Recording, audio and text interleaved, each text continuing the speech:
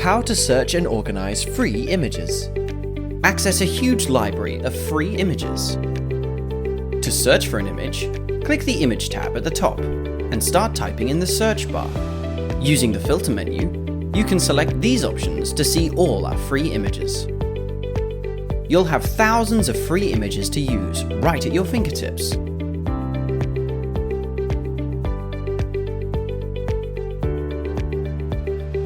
Go to Brand Assets to organize and manage all of your images and make them easy to find. Start by creating some folders. Once you've got a structure that you like, simply drag and drop. Once you're back in the editor, go to Images and click on the My Assets tab to find the folders you made. You can also explore free stock images here by clicking the Stock tab. Using the filter menu, you can select these options to see all our free images. Then, drag and drop. With Desygner, managing your workflow has never been easier.